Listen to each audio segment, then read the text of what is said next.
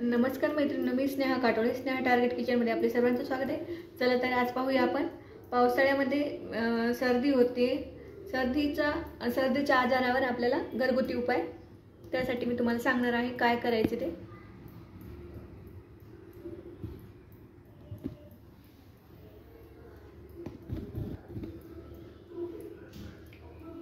इथे मी हे मटकं घेतलंय. संक्रांतीमध्ये आपल्याला असेच बरेच म्हणजे घरी प्रत्येकाच्या घरी हे संक्रांतीला असते. तर तुम्ही अशा प्रकारे मटकं घ्यायचे आणि ते गॅसवर गरम करायला ठेवायचे.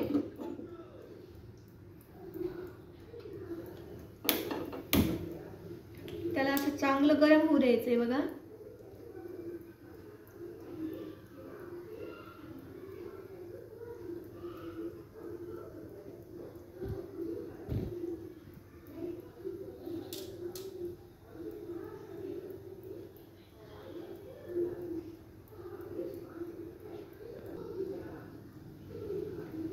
बघू शकता कसं लाल लाल व्हायलंय.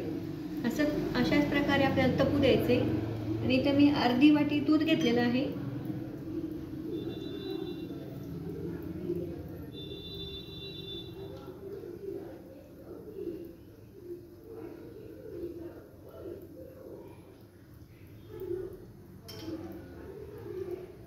इथे मी एक प्लेट घेतलेली आहे. बघा,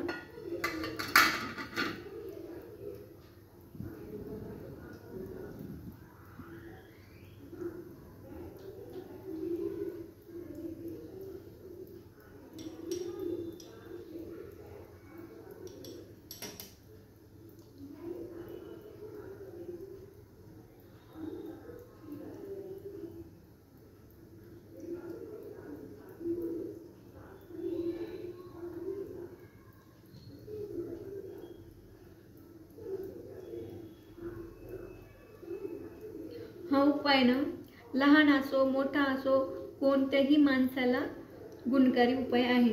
तुम्ही नक्की घरी करून पहा. तुम्ही सुद्धा म्हणताल खूप छान उपाय आहे, यामुळे मला खूपच फरक पडला.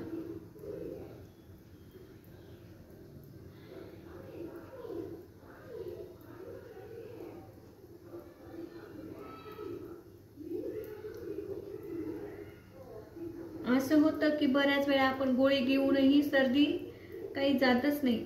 त्यामुळे हा उपाय नक्की करा आणि मग तुमची सर्दी नाहीशी होईल. गोळी पण घ्या, पण हा उपाय केल्याने तुमची सर्दी थोडी कमी होईल आणि तुम्हाला असं चांगलं वाटेल.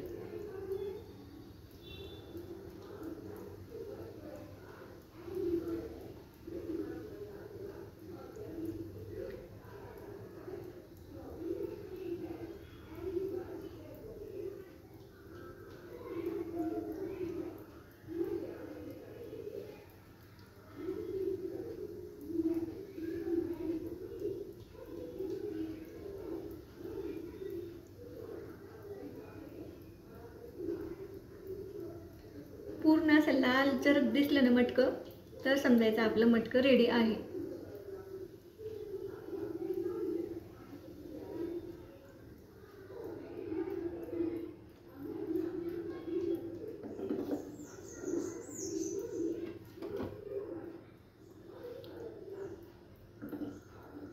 चांगलं व्यवस्थित पकडायचं. आता आपण मटकं यामध्ये ठेवणार आहोत ताटामध्ये. आणि इथं मी थोडीशी हळद घेतली आहे, ती या मटक्यामध्ये टाकूया. या मटक्यामध्ये टाकल्याच्या नंतर थोडंसं पांगवायचं आहे. आणि आता बघा कसा धूर निघतोय.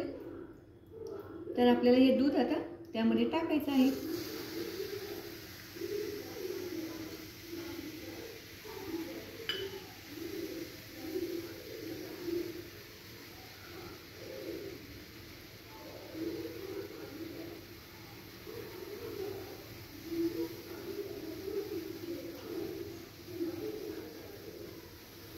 हे बघा कसं उतू येत आहे दूध.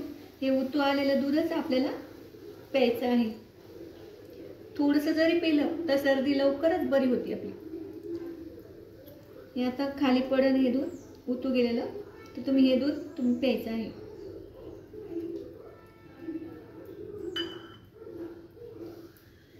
हे बघा, मटक्यातील हळूच खाली वगळत आहे.